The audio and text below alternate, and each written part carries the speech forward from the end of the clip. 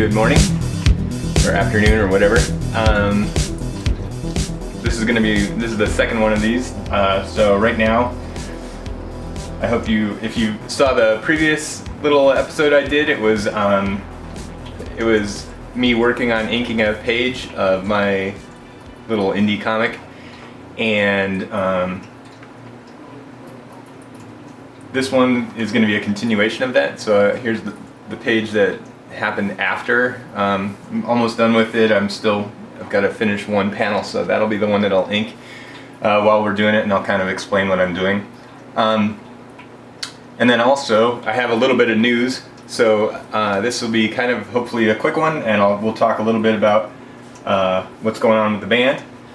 And the first thing, I was debating showing it now, but I think what I'm going to do is show it next episode that I do, because I want to involve some of the other guys as well and kind of make a big reveal. But I mentioned it last episode that we do have a new album coming out.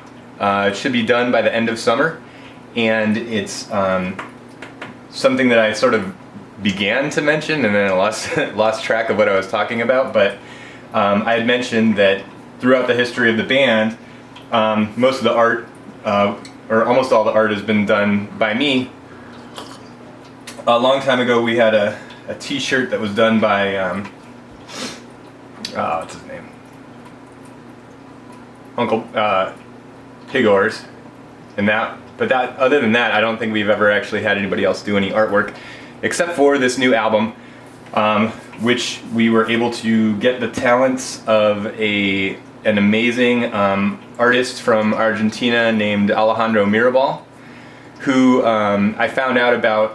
I had seen some posts that people had posted of some of his art. He's been working on a comic of his own called Long Harbor, which had an Indiegogo to fund it, and his artwork was amazing. And as we were working on this album, it sort of started taking on little bits of like kind of narrative hints at a kind of Lovecraftian story cycle, referencing things like, old ones that live in the ocean, that are waking up from their sleep, that sort of, have like a siren call, or kind of Cthulhu-esque elements and stuff. And his artwork is a really modern take on Lovecraftian horror, that kind of cosmic horror, things that live in the deep.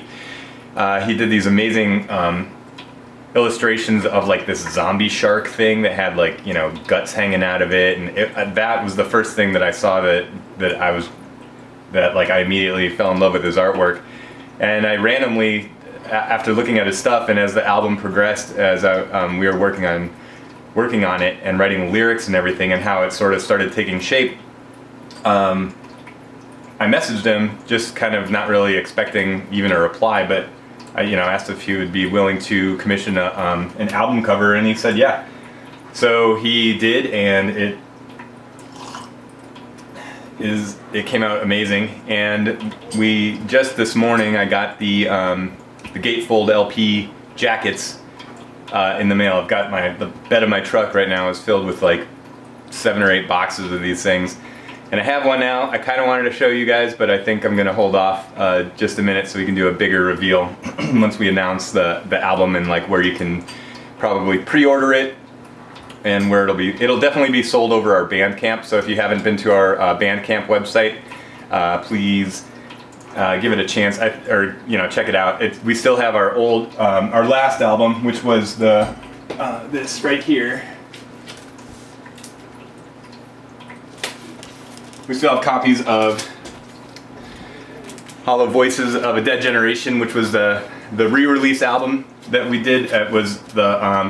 This was actually an older album that we had done, and Craig from Uncommon Interests, a record label based out of like Tampa area, Florida, hit me up and said he was interested in pressing it. So we went in together, sort of 50-50, and did this album. We still have copies of this available. So if you go to theorderofthefly.com, that'll redirect to the Bandcamp, and you can still order copies. We have them in 2 different colorways. One of them is a translucent green with yellow splatter, and one of them is an opaque yellow with green splatter. They both look really cool. and it came out great. I mean, it sounds awesome on vinyl, plus it's just so much fun to have this artifact. And the next one is going to be even a step up, I think, from this. Both definitely sonically, like our songwriting improved. The recording process was much more homogenized. This album was a product of multiple different recording sessions and even multiple different band members being part of it. So this next one coming out is going to be the real deal. And we will have that also available on, it'll be in a gatefold LP cover. Those are what just arrived. It's got a lyric insert, and it'll be available on 2 different colors of vinyl. One of them is going to be a translucent blue with black splatter, and one of them is going to be a sort of Coke bottle clear with a purple swirl. So, I'll be showing pictures of those soon. But anyways, today I'm just going to work on comics and chat. So, right now, I'm almost done with this page.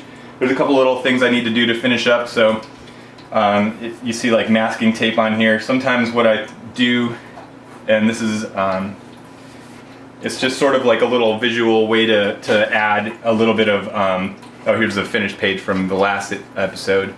So these little kind of, I don't know, sort of action lines, they draw your focus in, and they sort of like emphasize that, you know, something is happening, movement's taking place. And I like to do these, so that's the reason why I lined or put masking tape on here, is so that when I add those lines, I gave myself a couple of guidelines, so I don't rule these out. Typically I like to have it real organic, so they don't always end up being perfect.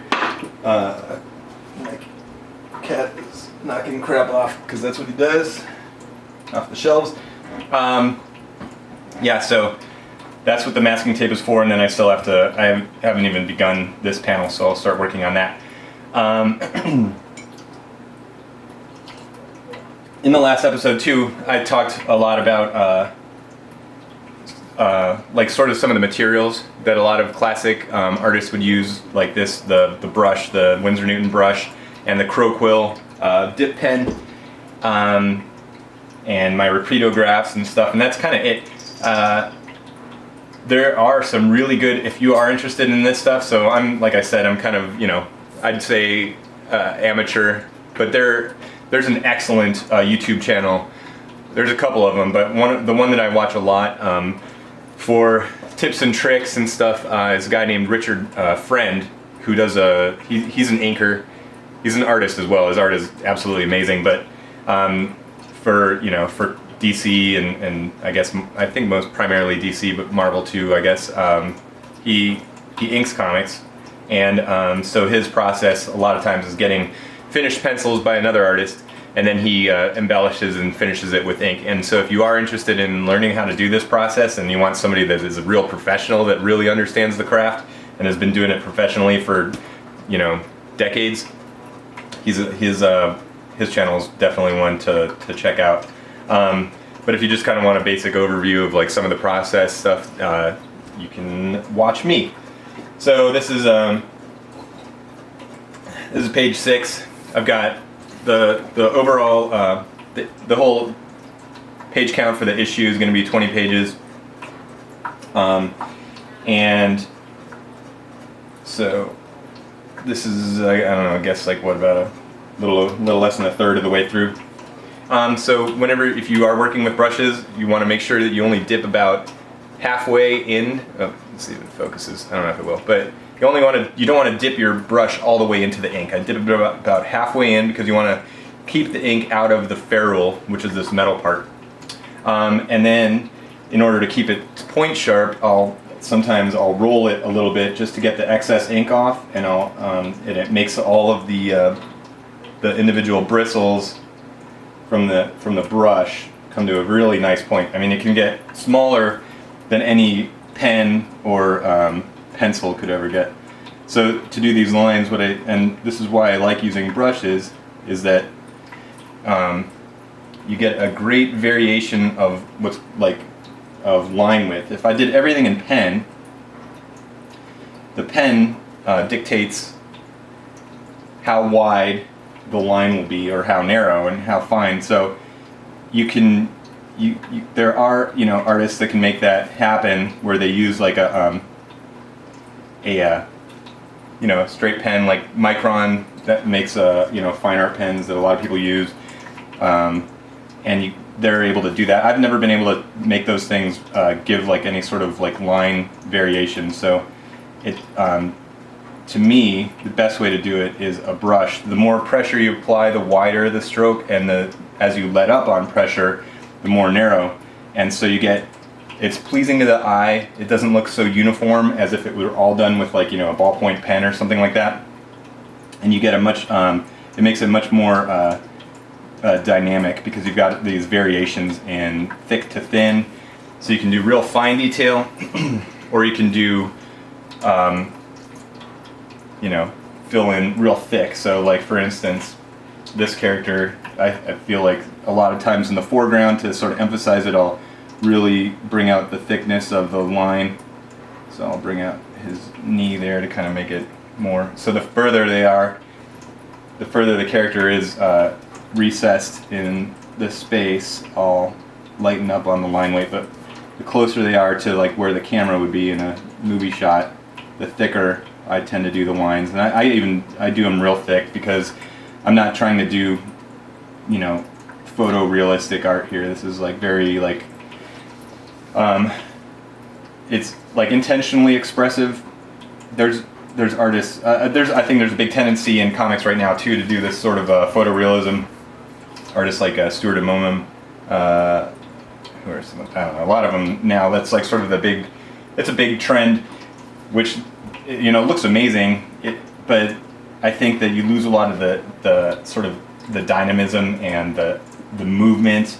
And I'm not that kind of an artist, so my style is a lot more cartoony, I guess, and a lot less. I'm not trying to make it perfectly like, you know, the anatomy is off, the proportions can be off, but it's more like a, you know, when you read like a comic strip, you know, the Peanuts, it's not like George Schultz is like making sure that Charlie's head is exactly the right size, you know, it's like enormous. So my art's kind of like that, where I'm not really trying to be perfectly accurate. I try to keep it within like certain parameters. I don't want it to look like completely like ridiculously out of proportion, but I also like to play with the sort of like distort it a little bit to increase action. One of the artists that I really admire, and actually I brought a couple of comics that I wanted to show, so that I think did a great job, or a really interesting job of bridging the gap between, you know, classic superhero style action and then also very like expressive and dynamic poses and kind of energetic characterizations and line weight and stuff like that. Is a guy, an artist who is one of my favorite artists from the Bronze Age, which I talked about last episode as well, which was that period of time in the comics that basically spans the early 70s through the early 80s. The comics, for those that aren't a big comic, you know, historians or whatever, or fans, are divided up into different ages. So comics basically came out, they've been around for, you know, over 100 years now, but the American comic industry has always been very superhero centric. So really the beginning of the superhero comics that we know them today, that, you know, came out of like the pulp tradition of characters like the Shadow and Doc Savage and stuff like that, and Tarzan. The first was kind of acknowledged as the first superhero was Superman, and his first issue came out in 1937 or 8. I think I should know that. But that's what kicked off this. I mean, immediately was a huge hit. It was created by two guys, Joe Shuster and Jerry Siegel, and they famously got screwed for years by the company about getting rights to their character, which has been like it's an ongoing kind of a thing in the world of comics, people losing or not being able to retain the rights to their own creations.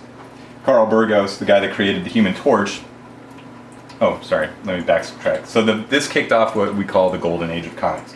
Golden Age of comics basically it kicked off with Action Comics #1. That was the first appearance of Superman, and continued all the way until about the 50s, when comics had a big implosion due to multiple forces, one of them being a famous book by a guy, Frederick Wortham, called Seduction of the Innocent, that basically painted, it sort of maligned comic books and, made it seem, it was like what started the scare for parents of the era, that it was like rotting kids' brains, and if you read the comics, you were being subjected to this like either hyper-violent imagery, homoerotic scenery, like famously, like he would describe Batman and Robin as being this kind of like homoerotic fantasy, or Wonder Woman being this kind of like S&M bondage fantasy, and it would warp little kids' impressionable minds. And then especially the horror comics of the era by like EC Comics, like Tales from the Crypt and stuff like that, Vault of Horror. The hyper-violent imagery would make you want to like go out and like commit atrocities, and parents bought into this. And that kind of caused the end of the golden age of comics, and comics went through like a big implosion. They were selling in the millions. They're huge, especially during like World War II. And this era, this golden age era, is where we are given characters like Superman, Batman, Wonder Woman, the original Green Lantern, who's not the one that you see in the movies now. He was a character named Alan Scott, with a much more garish costume that had very little green in it. The Flash, the original Flash, Jay Garrick. And then what became Marvel Comics, but at the time was called Timely Comics, gave us characters like Captain America, who was created by Jack Kirby, an artist, and a writer, Joe Simon. And they had a sort of a partnership going on. Stan Lee, like I said last time, gets all the credit for Marvel Comics, but he did not have any hand in the creation of Captain America. Captain America was totally a creation of Jack Kirby and Joe Simon. And then other famous characters from that era, from Timely Comics, would have been Submariner, who was created by an artist and writer named Bill Everett. And he's still in Marvel Comics today. Not the creator, he's passed away, but the character. And then the Human Torch.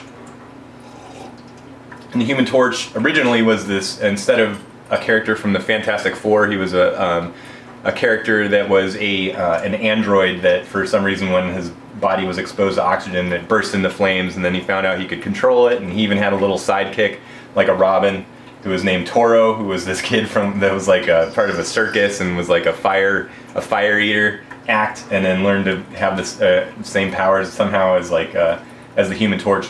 And Carl Burgos, the creator of the Human Torch, he also famously tried to sue to get his creation, the rights to it, back. Did not happen, and Marvel retains the rights to all these characters. And that's one of the common sort of themes throughout the comics industry, sort of like the music industry, where artists that make the work, they lose the rights to the masters based on some contract, and then in comics you got the same thing, where the fruits of somebody's labor and sort of creativity are just corporate products for the company to do with as they will. And so therefore you've got, Marvel Comics owns all these characters, even though the brains and the talent behind them were these individual artists and writers that never really saw, eventually maybe they'd see some royalties and whatever, but it's not the same as owning your own stuff. So the golden age kind of ended, like I said, like in the 50s. Comics went through a big withdrawal. Superhero comics kind of stopped being published, and then the popular stuff at the time during the 50s would have been like westerns, and these kind of, and like romance comics and stuff like that. And then famously in the 60s, early 60s, 1961, in Showcase, I can't remember what issue, comics by DC, they decided, I think it was the editor Julius Schwartz decided, let's try to bring back these superhero comics. Let's just test the waters, and they brought back Flash. But instead of bringing back the Flash that as he was seen in the Golden Age, they brought back that classic Flash costume that we know today, the red and yellow with like the little lightning bolt and the character Barry Allen, and that kicked off what we call in comics the Silver Age. And the Silver Age basically lasted from that first issue as being the beginning of it, 1961, and then Marvel followed suit also with Fantastic Four, where it sort of combined what it had been doing at the time, which were these like monster comics, big monsters that Jack Kirby was drawing. That was what sort of morphed into the character The Thing.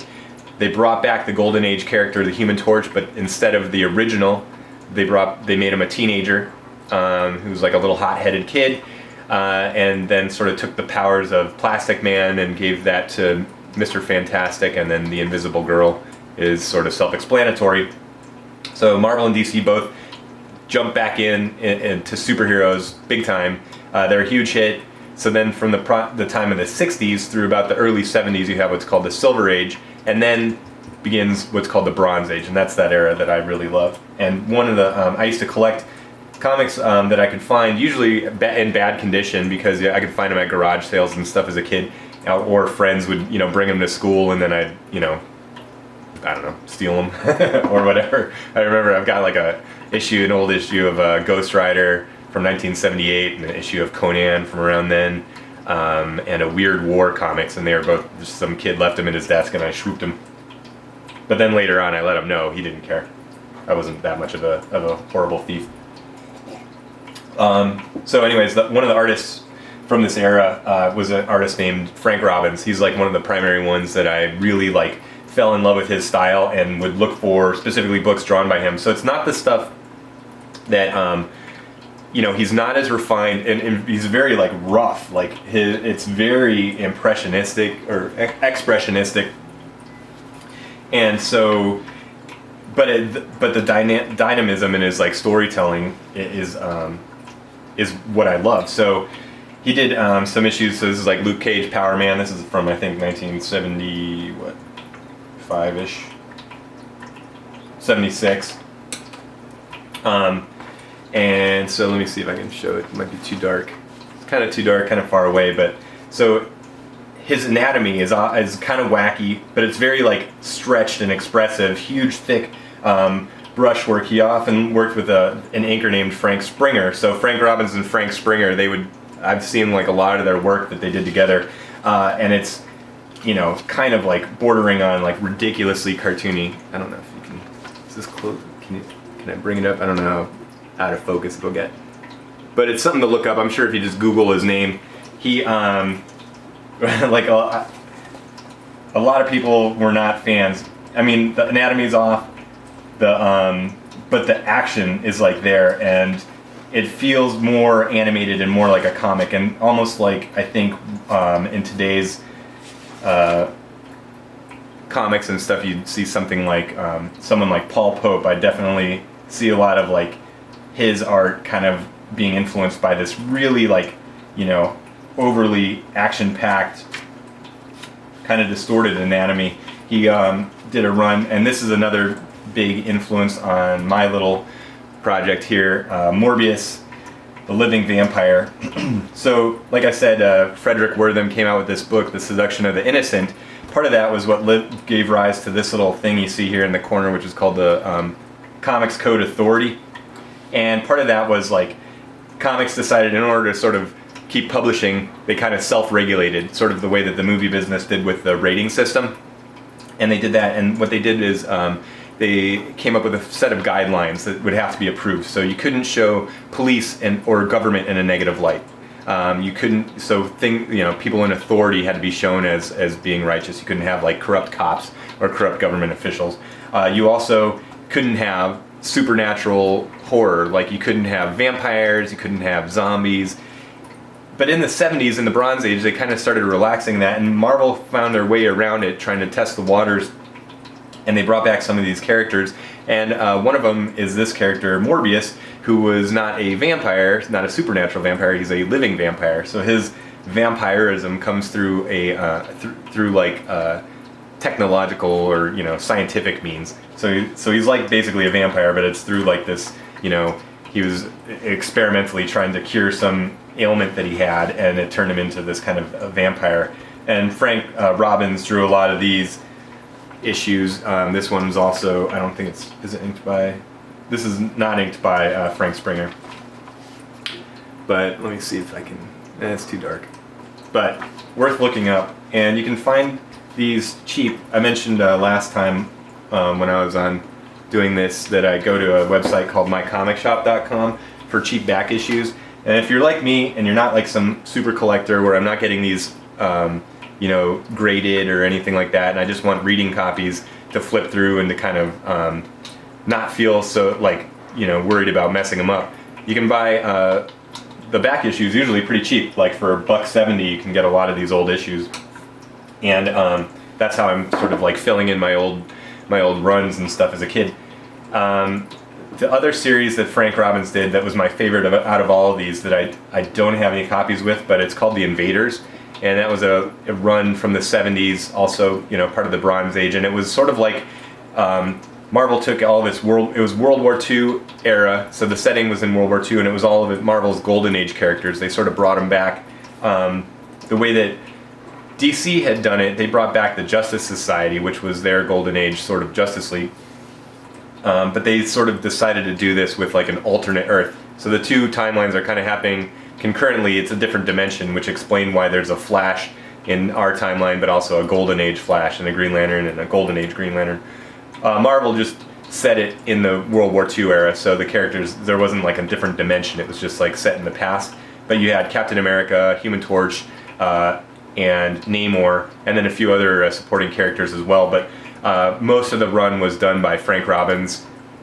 Maybe not most of the run. They got a lot of other artists as well. So I guess I would say there was a good solid run in the middle of that series that was drawn by Frank Robbins and inked by Frank Springer. And that's the first time I saw his art, and I loved the way that he drew the Human Torch with these really expressive like movements, and he drew his Namor is still my favorite Namor. He gave him much longer ears, these kind of like puffy cheeks. He looked more amphibious and fish-like. Anyways, it's worth checking out if you're interested in comics and comics history and stuff. So the Bronze Age then continues on into what became like the Modern Age, and that was like in the mid 80s, and that was really informed by the era of that gave us like in the mid 80s when the Watchmen came out by Alan Moore and Dave Gibbons, and the Dark Knight Returns by Frank Miller and Klaus Janson. Those books really kicked off this new era, and comics became much darker. Sometimes it's sort of and much more gritty. And that like mid 80s to early 90s and stuff was that sort of modern age, and then it kicked off into the Image time when Image really just blew up on the scene, and those guys really like reset the whole industry.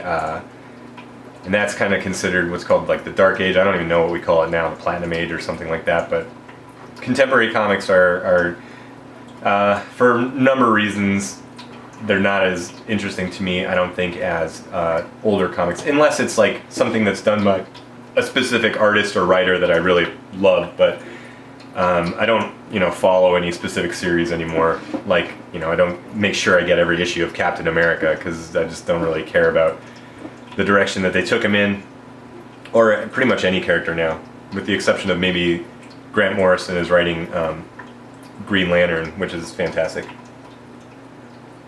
But I'll pick up anything that's by like specific artists that I like. Paul Pope is one of those. He hasn't really done anything in a while, but his art is another huge like sort of inspiration for me. And he's got a lot of his works that are collected in. And you can find him, like here's an example of like one of his. This is 100%. He does all brushwork. He also draws on, this is 11 by 17 paper, and it's sort of the standard comic size. He just uses brush, very expressive. This is like, reminds me a lot of the Frank Robbins kind of, oops, stopped for a second. So yeah, I was saying he draws on 18 by 24 inch pages. So those are larger. I have some too, because I kind of wanted to experiment with that as well, but just to do this first issue to kind of get back into trying to train myself how to do this and stay on some kind of like quasi schedule, I decided to stick with the classic size. It's a little easier to scan. I only have like a classic scanner, so in order to scan this in so that I can color it and add in the lettering and stuff, I have to scan it on basically scan it in multiple pieces and then reassemble it in Photoshop. Maybe I'll do a video on that if anybody's interested. Anyways, that's kind of it for the day. So introduce you to kind of give you a little overview of that history. Didn't even start on the panel I said I was going to do, but I did finish up this one. Yeah, so this is moving along. The new album, like I said, it should be out. It'll be out at the end of summer, and we're going to start promoting it. So if you are into the band and you want to help support some weird independent music, this thing is exciting because unlike the previous album, which the previous one that I showed you guys, this was sort of, I think this, so this one we recorded at a recording studio that I actually worked at for a while called Love Juice Labs in Riverside, California. Everything on the new album was recorded by us, so it's all completely DIY. Recorded by us, written by us. All the art, with the exception of that awesome like Alejandro Mirabal cover that I'll show you, designed, printed, pressed, all that crap. It's all like 100% DIY. So it's you know, it would be awesome for you guys if you guys are interested to support. It would be great. We'd appreciate it, and hope you guys enjoy it when it comes out, and I hope you like this when it's done. God knows when it'll be finished, but should be fun. One other thing that I'm going to try and do with this too that I didn't do on the other ones is everything else that I've published as far as a comic has been black and white, but this is going to be, I'm going to do it in color because the prices have come way down for printing that way, and because I'm a huge fan of these old, you know, Bronze Age era that I love, the coloring from this era is obviously way different than modern comics. They had a much more limited palette. And colorists weren't really, it was more of a technician job, and they would knock this stuff out really quickly, so you know, it wasn't a huge, there were some excellent colorists in the time. I mean, still colored great, but you had a limited palette, and I think the limited palette is sort of what defines that classic look. Now you can use any, you know, crazy effects and lighting effects, and it's like digitally painted practically, but this was very, it has I think the advantage to this era is that it has this feeling of immediacy and this much more graphic aspect. So what I'm going to do with mine as well is do a mimic of this kind of classic 4-color process with a limited palette and the little teeny tiny dots that you see when you look close up, because these were done, well, I can explain the process some other time, but they're basically, it's like you couldn't do like a smooth gradient. It would have to be done with essentially like little dots, so that's either printed at 100% red, I'm sorry, 100% yellow. It would be 4 colors, you know, cyan would be the sort of bluish, magenta is the sort of pinkish, yellow, and black. So those 4 colors made up everything. And so, you know, to do red, it would be like magenta and yellow. Pure yellow would be 100%. Then they'd have screens that sort of reduced it down to sort of be, the options they had were 100% that one color, 25, 50, and 75%. And so those combinations of those different overlays are what give us different colors. And they had these color guides that would tell the colorists, okay, if you want this shade blue, it's going to be, you know, 25% magenta and 50% cyan or whatever, you know, so you get color variation that way. I want to give it that kind of a look because I want it to look, I'm going to print it on newsprint as well. I want it to have the feel of a comic because I'm influenced by that era of comics. So I wanted to have that kind of tactile feel of newsprint and also the look of that old process coloring. Anyways, hope you like this. I'll do another one too. Next episode we do will be the introduction and the reveal of new album cover art for this album that's coming out soon, which right behind me, and I could show you, but I'm not going to, is the freaking gatefold, and it looks so cool. Anyways, hope you guys all have an awesome day. Hope you've enjoyed this, and I'll talk to you next time.